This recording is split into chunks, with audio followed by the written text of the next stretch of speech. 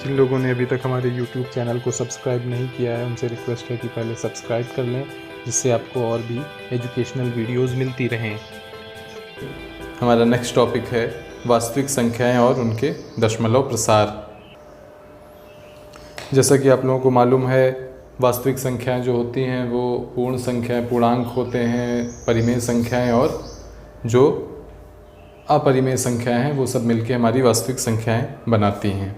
तो यहाँ पे जो टॉपिक आज मैं इस तरह से वीडियो इसलिए बना रहा हूँ क्योंकि बुक में जो दिया गया है वो काफ़ी डिटेल में दिया गया है। हो सकता है आपको उसको समझने में कन्फ्यूज़न हो, तो यहाँ पे मैं इस तरह से बनाने की कोशिश कर रहा हूँ जिससे आपको समझ में आ जाए। तो यहाँ पे देखिए, सबसे पहले आते हैं, यहाँ पे 3 हम संख्याएं लिख रहे हैं, इसको देखिएगा। 10/3, ठीक। दूसरी हमारी 7/8 और तीसरी है 1/7। आप लोग इसको सॉल्व करेंगे तो आप देखिए क्या आंसर आएगा। इसका आंसर आपको मिलेगा 3.3333 यानी ये चीज़ें आगे 33 आता जाएगा। 7/8 जब आप इसको सॉल्व करेंगे तो इसका आंसर मिलेगा 0.875, ठीक है। 1/7 को जब आप सॉल्व करेंगे तो इसका आंसर आएगा 0.14287। इसके बाद फिर से डॉट डॉट डॉट आने लगेगा। डॉट डॉट का मतलब है यहाँ पे कि जैसे 3 में हमने डॉट लगाया तो आगे भी हमें 3333 मिलता जाएगा। यहाँ पे क्या होगा, यहाँ पे देखिए होगा क्या, यहाँ पे फिर से आपको 1 मिलेगा, फिर आपको 4 मिलेगा, फिर 2, फिर 8, 5, 7 और फिर से यही चीज़ दोबारा से 14285 ये आगे इस तरह आती जाएगी। तो इसलिए यहाँ पे 7 के बाद ही हमने डॉट डॉट लगा दिया था, ठीक है। तो यहाँ पे देखने वाली चीज़ ये है कि जब भी हम संख्याओं का भाग देते हैं या फ्रैक्शन करते हैं, ठीक है, या तो उनका आंसर जो आता है वो क्या होगा। पहला केस ये होगा, या तो कुछ चरणों बाद, यही चीज़ बुक में भी दी गई, आप लोग देख के एक बार बुक ओपन करके अच्छे से पढ़ लीजिएगा। कुछ चरणों बाद या तो शेष जो है, जो शेष आता है, ठीक है। जैसे अगर हम इसकी बात करें 10/3 की, तो क्या किया हमने, 10 लिखा, 3, इसको भाग देंगे तो 3 × 9, ठीक है। बचेगा कितना, 1, पॉइंट लगेगा, 0 आएगा, फिर 3 आएगा, 3, ठीक है, फिर ये आएगा। यही क्रम बार बार हमारा चलता रहेगा, ठीक है। तो कुछ चरणों बाद, अब दूसरा जैसे ये हमारा, इसमें क्या हुआ था, इसमें 0.875 के बाद कुछ नहीं आएगा। क्यों? क्योंकि इसी स्थान पे, यहाँ पे इसके बाद शेषफल जो है वो 0 हो जाएगा, कुछ बचेगा नहीं, ठीक है। और तीसरा केस क्या है, ये है, यहाँ पे आपको फिर से यही चीज़ बार बार मिल रही है। तो 3 तरह के केस यहाँ पे ख़ास ध्यान देने वाली चीज़ें जो हैं वो 3 तरह की हैं, ठीक है। क्या है वो चीज़ें? पहला पॉइंट ये है कि कुछ चरणों बाद, आप लोग इसको नोट कर लीजिएगा कॉपी पे, कुछ चरणों बाद शेष जो हम भाग दे रहे हैं उसमें शेष जो है या तो 0 हो जाता है या स्वयं की पुनरावृत्ति प्रारंभ कर देता है, ठीक है। या तो 0 होगा, जैसे कि इस केस में पहली बार 8 बार जाएगा, ठीक है। 7 से 8 28 64 होगा, ठीक है। 70 ये बनेगा पॉइंट लगने पे। फिर बचेगा कितना, 6 बचेगा, फिर 60 हो जाएगा, 8 × 7 = 56, फिर 4 बचेगा, 8 × 5 = 40, 40 पे आके ये पूरा कट जाएगा, तो उसके बाद 0 हो जाएगा। तो ये पहली बात ये नोट करिए, कुछ चरणों बाद शेष या तो 0 हो जाते हैं या स्वयं की पुनरावृत्ति प्रारंभ कर देते हैं, ठीक है। या तो 0 हो जाएगा या अपने ही आपको रिपीट करने लगता है। जैसे इस वाले केस में क्या है, देखिए यहाँ पे शेष क्या आ रहा है, ये 1 आ रहा है, फिर 1 आ रहा है, फिर ये 1, तो बार बार 1 अपने आप को रिपीट कर रहा है। तो पहला पॉइंट ये हो गया। दूसरा पॉइंट क्या होगा, दूसरा पॉइंट यह है कि पुनरावृत्ति श्रृंखला में प्रविष्टियों की संख्या भाजक से कम होती है। इसको नोट कर लीजिए एज इट इज़। पुनरावृत्ति श्रृंखला में प्रविष्टियों यानी कि जो चीज़ें आती हैं, जो रिपीट होने वाली जो होती है सीरीज़, उसमें प्रविष्टियों की संख्या भाजक से कम होती है। इसको देखिए समझाते हैं क्या मतलब है इसका। भाजक कौन है इसमें? 3/10 में, 10/3 में 3 जो है ये भाजक है, यानी इससे भाग देना है। तो क्या कहा जा रहा है? पुनरावृत्ति श्रृंखला। ये देखिए श्रृंखला बन रही ना, दशमलव के बाद 3 3 3 3, तो ये श्रृंखला हो गई। तो पुनरावृत्ति श्रृंखला में प्रविष्टियाँ क्या है? यही 3 3 3 ये प्रविष्टियाँ हैं, ये चीज़ें आ रही हैं इसमें। प्रविष्टियों की संख्या अब यानी कि ये कितनी बार में रिपीट होगा? भाजक से कम होती है। यहाँ देखिए एक ही बार में रिपीट हो जा रहा है, 3 के तुरंत बाद दूसरा 3 आ जा रहा है, फिर तीसरा 3 आ जा रहा है। तो भाजक से कम, भाजक क्या है? 3, यानी दशमलव के 3 अंकों से कम में ही ये चीज़ रिपीट हो जाएगी। समझ में आया? अगर नहीं समझ में आया तो दूसरे एग्जाम्पल से देखते हैं। दूसरा एग्जाम्पल देखिए, यहाँ पे देखिए ये वाला है, ठीक है।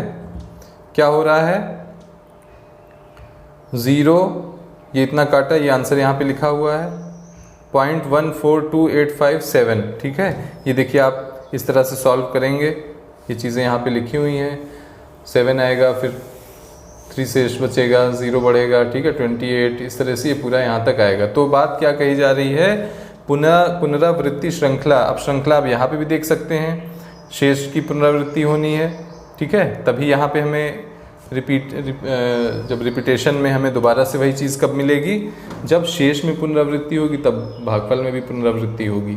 तो देखिए पुनरावृत्ति कहाँ हो रही? पहले शेष हमें कितना मिल रहा है? 3, दोबारा 2, उसके बाद 6, उसके बाद 4, उसके बाद 5 और फिर ये 1, ठीक है।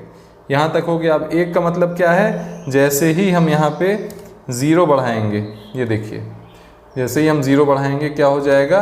फिर हो जाएगा 7 एकम 7, ठीक है। तो फिर से शेष हमारा 3 आ जाएगा। यही शेष देखिए यहाँ पे 3 बचा था, यही शेष यहाँ पे फिर से हमें वही शेष मिलेगा। तो इससे मतलब क्या हुआ? जो 3 मिला था फिर से यही क्रम पूरा दोबारा आ जाएगा इसके नीचे, ठीक है। इसलिए भागफल भी यही आ जाएगा आगे। तो क्या हो जाएगा भागफल? फिर वही से होगा 4 2 8 5 7। तो ये चीज़ क्रम हमेशा चलता रहेगा, यही चीज़ यहाँ पे बताई गई है। तीसरा पॉइंट आप लोग नोट करिए कॉपी में। यदि पुनरावृत्ति होती है, यानी जैसे कि इस केस में पुनरावृत्ति हो रही है, यदि पुनरावृत्ति होती है तो भागफल में, भागफल ये है, भागफल में एक पुनरावृत्ति खंड प्राप्त होता है। पुनरावृत्ति खंड देखिए क्या होगा? ये यहाँ से यहाँ तक ये पूरा बार बार रिपीट होगा, है ना। फिर ये उसके बाद ये पूरा फिर से मिल रहा है, ये पूरा इतना जो है ये रिपीट होगा। तो इसी को कहा जा रहा है पुनरावृत्ति खंड, ठीक है। ये तीनों पॉइंट आप लोग नोट कर लीजिए। तो 3 चीज़ें हमें पता चल गई। परिमेय संख्या या जो भी हम डिवीज़न करेंगे उसमें क्या बातें होती हैं? कुछ चरण बाद शेष या तो शून्य हो जाता है या खुद से वापस आने लगता है, पुनरावृत्ति होने लगती है। दूसरा पॉइंट क्या है? पुनरावृत्ति श्रृंखला में प्रविष्टियों की संख्या, यानी जितने नंबर के बाद रिपीट होगी संख्या भागफल में या शेषफल में, वो भाजक से कम होगी। जैसे देखिए भाजक से कम वाला केस क्या है? 3 में जब था भाजक तब 1 बार में हो रहा था, यानी 3 से कम ही है, 1 बार क्या हुआ? 3 से कम हुआ। और इसमें क्या है? 1 2 3 4 5 6 बार में फिर रिपीट हुआ। क्यों? अब यहाँ पे वही चीज़, भाजक क्या है? 7 है, तो 7 से कम है 6 बार में ये हुआ। 7 या 8 बार में नहीं होगा, उससे कम ही में हो जाएगा। तो हमें जब भी चेक करना होगा तो क्या करेंगे? इससे कम बार में ही तक हम दशमलव के बाद स्थान तक मान निकालेंगे और हमें पता चल जाएगा कि पुनरावृत्ति होनी है या नहीं होनी है, ठीक। अब यह जो नियम बताए गए हैं यह सभी परिमेय संख्याओं पर लागू होते हैं, ठीक है। सभी परिमेय संख्याओं पर लागू होते हैं। आइए सीधे बुक में आते हैं। अभी तक हम लोगों ने जो पढ़ा उसके आगे देखिए 3 केसेस बताए गए थे, उस हिसाब से देखिए यहाँ पे स्थितियाँ बनती हैं। आप बुक में इस जगह पे आ जाइए। पहली स्थिति क्या है? शेष शून्य हो जाता है, ठीक। शेष जो है वो शून्य हो जाता है।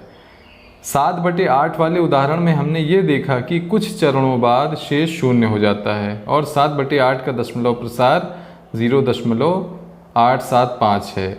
अन्य उदाहरण यहाँ पे और भी चीज़ें दी गई हैं। तो पहली स्थिति बन रही उसमें क्या है, शेष जो है हमारा वो शून्य हो जाएगा। तो नीचे देखिए यहाँ पे इस जगह पे क्या बताया गया है, इन सभी स्थितियों में कुछ परिमित चरणों के बाद दशमलव प्रसार का अंत हो जाता है। यानी कि दशमलव आगे फिर जो नंबर है वो दशमलव प्रसार वो नहीं बढ़ता है। हम ऐसी संख्याओं के दशमलव प्रसार को शांत टर्मिनेटिंग दशमलव कहते हैं। यानी कि हिंदी में क्या कहेंगे, शांत, इंग्लिश में टर्मिनेटिंग। टर्मिनेट का मतलब होता है ख़त्म हो जाना, रुक जाना, ठीक है। तो ये टर्मिनेटिंग वाला, इसको आप लोग ध्यान दीजिएगा। पहला पॉइंट क्या है। अब आगे दूसरी स्थिति देखिए क्या है, शेष कभी शून्य नहीं होता। बहुत ध्यान से समझिएगा इस टॉपिक को। शेष कभी शून्य नहीं होता। अभी असल बात नहीं बताई जा रही, अभी सिर्फ उसकी भूमिका बनाई जा रही है, जो मेन बात बतानी है, ठीक है। 1/3 और 1/7 वाले उदाहरणों में हम यह पाते हैं कि कुछ चरणों के बाद शेष की पुनरावृत्ति होने लगती है। यानी शेष फल जो है ये दोबारा से आने लगता है, ठीक है, जिसमें दशमलव प्रसार निरंतर जारी रहता है। दूसरे शब्दों में हमें भागफल में अंकों का एक पुनरावृत्ति खंड प्राप्त होता है। तब हम यह कहते हैं कि यह प्रसार अनवसानी या अनवसानी आवर्ती नॉन टर्मिनेटिंग रिकरिंग है, ठीक है। जो बातें अभी पहले बताई गई वही चीज़ बता रहे हैं। देखिए ये देखिए 1/3 के लिए यहाँ पे वही चीज़, और ये 1/7 के लिए यही चीज़ बताई गई है। तो अब यहाँ पे देखिए ये सारी चीज़ें बता दी गई। अब देखिए आगे ये यहाँ पे इसी प्रकार, क्योंकि 1/7 के भागफल में अंकों के खंड 1, 4, 2, 8, 7, 5 की पुनरावृत्ति होती है, इसलिए हम 1/7 को इस तरह लिखते हैं। जो अंक हैं जो पुनरावृत्त हो रहे हैं, जो खंड हमें मिल रहा है उसके ऊपर एक लाइन खींच देते हैं। लाइन से क्या पता चलता है कि ये अंक जो है ये बार बार यही अंक आएगा, ठीक है। इसी तरह 3 के लिए देखिए यहाँ पे जहाँ पे 3.333 या 0.333 आ रहा था, तो 3 क्योंकि बार बार आ रहा तो 3 के ऊपर, क्योंकि यानी कि इसका मतलब क्या हुआ, 3 जो है यही बार बार लिखा जाएगा। और इसका क्या मतलब हुआ कि 0.14285 इसके बाद फिर से यही आएगा और उसके बाद फिर वही चीज़ आएगी। तो ये पुनरावृत्त खंड हो गया हमारा, ठीक है। तो यहाँ पे ये बात बताई गई कि ये देखिए यहाँ पे ये बता रहे हैं कि ये देखिए इस लाइन से देखिए, हम यह देखते हैं कि परिमेय संख्याओं के दशमलव प्रकार के केवल 2 विकल्प होते हैं, या तो वे शांत होते हैं या अनवसानी अशांत आवर्ती होते हैं, ठीक है। परिमेय संख्याएं जो होंगी वो 2 तरह की होंगी। यहाँ से एक बात हमें पता चली, या तो वो शांत होंगे दशमलव प्रसार, या तो अनवसानी आवर्ती होते हैं, यानी बार बार रिपीट होने वाले, ठीक है। अब देखिए आगे क्या कह रहे हैं। इसके विपरीत अब यह मान लीजिए कि संख्या रेखा पर चलने पर आपको 3.142678 जैसी संख्याएं प्राप्त होती हैं जिसमें दशमलव प्रसार शांत होता है, या इस प्रकार जिसका अनवसानी होता है, ठीक है। तो ये बात यहाँ पे ये सब पूरी वही बात दोबारा बता रहे हैं, ठीक है। अब आइए देखिए एक उदाहरण देखिए। दिखाइए कि 3.142678 एक परिमेय संख्या है। दूसरे शब्दों में इसको p/q के रूप में व्यक्त कीजिए, जहाँ p और q पूर्णांक है। इसका हल देखिए बहुत ध्यान से समझिएगा, क्योंकि आगे एक्सरसाइज में आपके पास प्रश्न भी इसी तरह के आएंगे, ठीक है। तो क्या है इसका हल देखिए, ये देखिए यहाँ 3.142678 इन्होंने क्या किया, दशमलव हटा के बराबर करके नीचे लिख दिया 1 और 0 0, यानी इकाई, दहाई, सैकड़ा, हज़ार, 10,000, लाख, 10 लाख। 10 लाख लिख के बटे में लगा दिया और ये हो गया। अब ये क्या बन गई, एक परिमेय संख्या बन गई। हमें दिखाना क्या था, यही दिखाना था कि यह एक परिमेय संख्या है। तो हमने नीचे शून्य ढेर सारे लगा दिए और ऊपर से दशमलव हटा दिया। तो अब ये हमारी p/q के रूप में आ गई, ठीक है। p क्या होना चाहिए, p एक पूर्णांक होना चाहिए और q भी एक पूर्णांक होना चाहिए। और दूसरी कंडीशन क्या थी, q एक ऐसा पूर्णांक होना चाहिए जो शून्य ना हो। तो नीचे देखिए q के स्थान पे जो संख्या लिखी है वो शून्य नहीं है, ठीक है। तो ये सिद्ध हो गया। अब दूसरा देखिए, दिखाइए कि 0.333 को p/q के रूप में व्यक्त किया जा सकता है और p/q इतना है। तो यहाँ पे क्या करेंगे, यहाँ पे भी वही करेंगे, लेकिन इतना आसान नहीं है, क्योंकि ये क्या है, ये आवर्ती संख्या है। पिछला वाला क्या था, ये तो शांत लिखा हुआ था, इसके आगे कोई दशमलव नहीं, डॉट डॉट नहीं लगी थी, यानी इसके आगे कोई संख्या नहीं थी। लेकिन इस केस में क्या है, यहाँ पे 0.3333 ये कभी ना ख़त्म होने वाली एक सीरीज़ है। अब क्योंकि बताया ये गया है कि ऐसी संख्याएं जिनका शेष शून्य हो जाए, ठीक है, तो वो परिमेय संख्या होंगी। और दूसरा क्या है, जिनमें अनवसानी यानी ना रुकने वाला खंड हो लेकिन बार बार वही संख्या आती रहे, तो ऐसी संख्या भी परिमेय संख्या होगी, ठीक है। तो लेकिन इसका तरीका दूसरा है करने का हल। देखिए, सिद्ध करना है कि ये 0.333 क्या है, ये एक परिमेय संख्या है। P/Q के रूप में व्यक्त कर सकते हैं और Q 0 ना हो तो ये एक परिमेय संख्या होगी। हल देखिए, क्योंकि हम यह नहीं जानते हैं कि 0.3 क्या है, यानी कि क्या नहीं जानते, परिमेय है या अपरिमेय है। आइए हम इसे x मान लें। अब हमने मान लिया x, बहुत ध्यान से समझिएगा, x बराबर क्या हो गया, यही संख्या हो गई। अब यही वह स्थिति है जहां हमें कुछ युक्ति लगानी पड़ेगी, यानी कुछ जुगाड़ लगाना पड़ेगा। क्या किया इन्होंने, देखिए 10x बराबर 10 इंटू, ये गुणे का चिन्ह है, 10 गुणे 0.333, तो ये हो क्या जाएगा, बराबर 3.333, ठीक। अब 0.333 बराबर 3 + x, ठीक है। 0.333 क्या है, 3 + x है ना भाई, 3 अलग कर लिया, 0.33 अलग कर लिया, और 0.33 का मतलब x है। देखिए चूंकि x बराबर इतना है, इसलिए हम लिख सकते हैं 10x बराबर 3 + x। ये बात लिखी जा सकती है, समीकरण हमें मिल गया। 10x, ये देखिए यहाँ था ना, 10x का मान क्या है, 0.33, ये देखिए, तो 10x का मान क्या हो गया, 3 और प्लस x क्या है, यही ये जो इतना है जो हमारे प्रश्न में दिया गया था, तो लिख सकते हैं। अब इसको समीकरण को हम क्या करेंगे, हल कर लेंगे। x के लिए हल करने पर हमें यह प्राप्त होता है 9x बराबर, इसको पक्षांतर कर लेंगे, 10x माइनस x हो जाएगा, 9x हो जाएगा, इतना हो जाएगा। अब x बराबर क्या हो गया, 1/3, ठीक है। तो इससे हमें क्या पता चल गया, ये देखिए 0.33 को हमने क्या निकाल लिया, 1/3 निकाल लिया, और ये एक परिमेय संख्या का व्यापक रूप है। क्यों है, क्योंकि p एक पूर्णांक है जिसका मान यहाँ पे 1 है, और q भी एक पूर्णांक है जो कि ये देखिए यहाँ 3 है, और ये 0 नहीं है। कंडीशन जो है सभी सिद्ध हो रही हैं, ठीक है। तो इसलिए ये सवाल यहाँ पे हो गया, 1/3 के रूप में हम दिखा सकते हैं। इसी तरह से दूसरा प्रश्न है यहाँ पे, इसको भी इसी तरह करना है। इसको आप लोग देखिएगा, समझिएगा, ठीक है। 2-3 यहाँ पे एग्जाम्पल दिए गए हैं, इसको आप लोग देखिए और समझिए।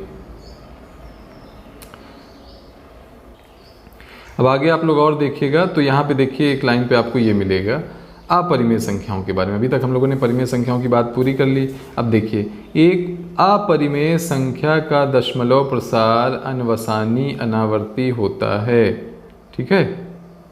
विलोमता वह संख्या जिसका दशमलव प्रसार अनवसानी अनावर्ती होता है अपरिमेय होती है। तो ये परिमेय के लिए 2 केस थे, ध्यान से सुनिएगा। परिमेय के लिए 2 केस क्या थे, उसका दशमलव प्रसार शांत होगा यानी खत्म हो जाएगा शेष, और दूसरा केस क्या था, अगर शेष खत्म होने वाला नहीं है तो रिपीट होने वाला है, ठीक। 2 केस ये हो गया। अब इसके अलावा तीसरा केस जो बन रहा है वो यही अनवसानी में बनेगा। वो यहाँ पे बताया जा रहा है कि अनावर्ती होता है। अनावर्ती का मतलब बार बार नहीं आएगा, लेकिन अनवसानी होगा, यानी कि टर्मिनेट नहीं होगा, नॉन टर्मिनेटिंग, ठीक है, नॉन रिकरिंग। ये देखिए यहाँ पे लिखा है, ये अनवसानी नॉन टर्मिनेटिंग, और अनावर्ती का मतलब नॉन रिकरिंग, ठीक है। ऊपर परिमेय संख्याओं के लिए बताए गए गुण के समान अपरिमेय संख्याओं का गुण यह होता है, ठीक है, ये चीज़। तो देखिए यहाँ पे कुछ उदाहरण दिए गए हैं, ठीक है। ये जो संख्या देखिए 0.101011110111110, ठीक है, ये है, आगे डॉट डॉट लगा, यानी इस तरह से आगे बढ़ता जा रहा है। अब ये नॉन टर्मिनेटिंग तो है क्योंकि आगे ये बढ़ता चल जा रहा है, लेकिन अनावर्ती है। अनावर्ती क्यों है, आपको देखने से तो लग रहा होगा यार 1 0 तो बहुत बार आ रहा है, लेकिन देखिए पहली बार 1 है, फिर 0 है, फिर 2 बार 1 आया है, फिर 1 बार 0 आया, फिर 3 बार 1 आया है, फिर 0 आया है, ठीक है। तो ये चीज़ क्या है, अनावर्ती है, यानी बार बार नहीं आ रही है। ठीक है, जिस तरह और भी अपरिमेय संख्याएं देखिए √2 और पाई को जब आप हल करेंगे दशमलव के ज़्यादा स्थानों तक, ये देखिए यहाँ पे उनके मान दिखाए गए हैं, तो इनके मानों को देखिए, इसमें किसी एक खंड का रिपीटिशन नहीं हो रहा है, यानी कोई एक खंड बार बार नहीं आ रहा है। तो अपरिमेय संख्याएं यही होती हैं। ठीक है, अपरिमेय संख्याएं क्या होंगी? अपरिमेय संख्याएं वो हैं जो कि नॉन टर्मिनेटिंग होंगी और नॉन रिकरिंग होंगी, उसमें कोई खंड बार बार भी नहीं आएगा, एक के बाद दूसरा लगातार नहीं आएगा। ठीक है, अब इसमें थोड़ी सी चीज़ें और अभी मैं लिख के बता दूंगा। पहले यहाँ पे उदाहरण देख लीजिए। 1/7 और 2/7 के बीच की अपरिमेय संख्याएं ज्ञात कीजिए। 1/7 आप लोग अब पहले भी निकाल चुके हैं। ये देखिए, ये क्या है? नॉन टर्मिनेटिंग एंड रिकरिंग है। ये बार बार क्योंकि खंड लगा है, खंड के ऊपर ये लाइन खींची हुई, यानी ये खंड बार बार आएगा। तो 2/7 क्या है? इसका जस्ट डबल हो जाएगा, तो इसका आंसर ये हो गया 2/7 का। अब इसके बीच हमें क्या करना है? एक अपरिमेय संख्या ज्ञात करनी है। तो अपरिमेय संख्या क्या होगी इसके बीच की? इस संख्या और इस संख्या के बीच की संख्या, यही ना। तो इस संख्या, देखो यहाँ पे बताया गया है कि हम लोग इसके बीच में बहुत सारी इस प्रकार की संख्याएं ज्ञात कर सकते हैं। इसका मान क्या है? देखिए 0.14, तो ये क्या है? 0.28। तो इसके बीच क्या क्या हो सकता है? 0.15, 16, 17, इस तरह से मिलती जुलती बहुत सारी संख्याएं हम बना सकते हैं। तो यहाँ पे देखिए एक बना दी गई है 0.150, 1500, 15000, यानी शून्य की संख्या हम अपने हिसाब से सेट कर देंगे, तो हम कह सकते हैं कि ये एक अपरिमेय संख्या है। क्यों है? क्योंकि इसमें कोई एक खंड बार बार रिपीट नहीं हो रहा है। बार बार रिपीट ना होना, यही चीज़ मेन बात है कि हमारी वो है अपरिमेय संख्या। इसके बाद हमारी एक्सरसाइज आ रही है। अब मैं ये कहूँगा कि पहले आप लोग इसको ट्राई करिए और जो ना आए उसको मुझसे पूछिए। मैं सॉल्व करके फिर से वीडियो आपको दिखाऊंगा, लेकिन आप लोग काम सारे बच्चे नहीं कर रहे हैं। ये एक्सरसाइज देखिए यहाँ पे है, आप लोग बुक डाउनलोड भी कर लीजिए। मैं एक्सरसाइज के स्क्रीनशॉट लेके भी आपको सेंड कर दूंगा। ठीक है, तो ये चीज़ें आपको यहाँ पे करनी है। ये आप यहाँ पे करिए, क्वेश्चन नंबर 9 तक यहाँ पे है। भाई बच्चों, ये जो अभी पढ़ाया गया है उसके लिए मैंने बोला था कि आपको एक चीज़ नोट कराई जाएगी। तो यहाँ पे एक मैंने चार्ट बना दिया है कि दशमलव संख्याओं और उसके प्रसार के हिसाब से कितने तरह की संख्याएं और उनकी क्या क्या प्रकृति होती है।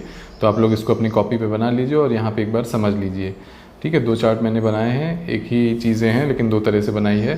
तो पहली चीज़ देखिए कि दशमलव संख्याएँ जो होंगी, जो फ्रैक्शनल नंबर्स होंगे रेशनल, उनको हम किस तरह से डिवाइड कर सकते हैं। तो दशमलव संख्याएँ देखिए, जब उनको हम डिवाइड करते हैं, भिन्न या फ्रैक्शंस जो होते हैं उनको जब डिवाइड करेंगे तो उनमें शांत या टर्मिनेटिंग होंगी। ये अभी बताया गया है पूरे टॉपिक में, यही चीज़ कि शांत का क्या मतलब है, यानी उनका जो आंसर आएगा वो टर्मिनेट हो जाएगा या शेषफल जो बच रहा है वो एक जगह पे जाके समाप्त हो जाएगा।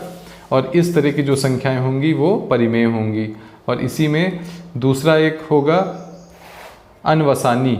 ठीक है, एक हो गई शांत, यानी जिनमें शेषफल या भागफल समाप्त हो जा रहा है एक जगह पे आके, और दूसरा क्या है? नॉन टर्मिनेटिंग, यानी कि समाप्त नहीं हो रहा है। ठीक है, तो समाप्त ना होने में भी 2 तरह की होती है। एक ना समाप्त होने में ये है कि आवर्ती है, कुछ एक विशेष संख्या या विशेष खंड लगातार एक के बाद बार बार वही चीज़ रिपीट हो रही है, तो इस तरह की भी संख्या जो होंगी वो परिमेय होंगी। लेकिन तीसरा जो केस इसमें बन रहा है वो क्या है? नॉन टर्मिनेटिंग, यानी ना समाप्त होने वाला तो है लेकिन अनावर्ती होगी, यानी कि रिपीट नहीं होगी बार बार। तो इस तरह की संख्याएं जो है ये अपरिमेय होंगी, यानी इनकी कोई था नहीं ली जा सकती कि ये कहाँ तक पहुँचेंगी। ठीक है, ये होंगी नॉन रिकरिंग, यानी बार बार ना आने वाली। समाप्त तो नहीं होंगी, समाप्त ये भी नहीं हो रही है, समाप्त ये भी नहीं हो रही है, लेकिन इसमें क्या है? कोई एक खंड बार बार आ रहा है और इसमें क्या है? कोई चीज़ बार बार नहीं आएगी। मतलब संख्या तो आ सकती है लेकिन कोई किसी विशेष क्रम में नहीं आएगी। इसी चार्ट को मैंने दूसरे तरह से भी बना के देखिए किया है। दशमलव प्रसार के अनुसार संख्याएं यहाँ पे 2 तरह की बता दी हैं, एक परिमेय हो गई, एक हमारी अपरिमेय संख्याएं हो गई। तो परिमेय संख्याएं देखिए कौन कौन है, यहाँ पे उसी चीज़ को 2 तरह से बताया गया है। पहला है शांत दशमलव प्रसार, इसमें क्या है? टर्मिनेट हो जाएगी, शेषफल और भागफल टर्मिनेट हो जाएगा एक स्थान पे पहुँच के, अर्थात एक निश्चित संख्या के बाद शेष 0 हो जाएगा। जैसे कि 7/8 में देखिए 0.875 होता है, इसी तरह दूसरा इसका भाग है अनवसानी आवर्ती, यानी ना समाप्त होने वाली, यानी संख्या हमेशा आती रहेगी, लगातार बढ़ती रहेगी, लेकिन आवर्ती है, यानी इसमें एक मान जो है, एक खंड वो बार बार आता रहेगा। इसको हम पता कर सकते हैं कि ये चीज़ क्या है। ठीक है, तो ये देखिए जैसे कि उदाहरण दिया गया है, जैसे कि बुक में भी बताया गया था, ये है 10/3 को जब करेंगे तो 3.333, और इसको हम किस तरह से लिखें, क्योंकि तीन जो है नंबर वो बार बार रिपीट हो रहा है लगातार, इसलिए 3.3 लिख के 3 के ऊपर बार लगा दिया गया है। और 1/7 को देखिए 0.14287 इसमें भी यही चीज़ फिर से दोबारा आएगी, तो 142875 के ऊपर यहाँ पे बार खींच दिया गया। तो ये दो प्रकार जो हैं वो क्या हैं, ये हमारे परिमेय संख्याएं कहलाएंगी। इसको बहुत ध्यान से समझिएगा, यानी शून्य के बाद समाप्त, एक स्थान पे पहुंच के शून्य हो जा रहा है, शेष जो है हमारा, और दूसरे में नहीं हो रहा है, लेकिन वो लगातार आएंगी और एक जैसा खंड वो बार बार आता रहेगा। तीसरा प्रकार जो है वो हमारा अपरिमेय संख्याओं को बताता है, इरेशनल नंबर्स, अनवसानी अनावर्ती, यानी नॉन टर्मिनेटिंग, कभी ना समाप्त होने वाली, और कोई विशेष खंड जो है वो बार बार भी नहीं आएगा। मैं बार बार इस चीज़ को हर जगह पे रिपीट कर रहा हूँ, जिससे कि आप लोग समझ लें, बहुत अच्छे से समझ लें, क्योंकि ये बहुत इंपॉर्टेंट टॉपिक है और आगे भी गणित को समझने और पढ़ने में आपको हमेशा मदद करता रहेगा। ये बेस है मैथ्स का, इसको नहीं समझेंगे तो हमेशा प्रॉब्लम होती रहेगी। ठीक है, अनवसानी, अब ये इसके उदाहरण देखिए, जैसे √2 को जब हम इसका निकालेंगे, मान निकालेंगे, तो ये 1.414356237, ठीक है, तो आगे डॉट डॉट लगा देगा। अच्छा, ये चीज़ ध्यान देने वाली है कि कितने स्थान बाद हमें डॉट लगाना है। ये पिछले ही पहले शुरुआत में ही मैंने पढ़ाया है कि जो शेष जो मान आता जाएगा वो भाजक से कम होगा। पुनरावृत्ति खंड में प्रविष्टियों की संख्या जो होगी वो भाजक से कम होगी। ठीक है, तो भाजक यहाँ पे क्या होना है, √2 में हम जब पहले किससे देते हैं, 1 से भाग देते हैं। ठीक है, √2 जब निकालना होता है तो पहले किससे भाग देते हैं, 1 से ही। तो 1 जो है वो क्या होगा, एक ही बार में इसमें रिपीटेशन आ जाना चाहिए, अगर ये परिमेय ना होती तो। लेकिन ये अगर ये परिमेय होती तो, लेकिन ये कैसी है, अपरिमेय संख्या है। इसी तरह 22/7 में भी देखिए 22 है और 7 है, तो भाजक कितना है, 7 है। 7 स्थानों से कम में, यानी 6 स्थान तक में नंबर्स हमारे रिपीट हो जाने चाहिए थे, लेकिन यहाँ पे देखिए कितने स्थान हैं, 1 2 3 4 5 6 7 8 9 10, कई स्थान से ज़्यादा हो जा रहे हैं और नंबर रिपीट नहीं हो रहे हैं, इसलिए ये भी अपरिमेय संख्या हो गई। अगर ये चीज़ नहीं समझ में आई होगी, आप लोग मुझे फ़ोन करके, कॉल करके समझ सकते हैं।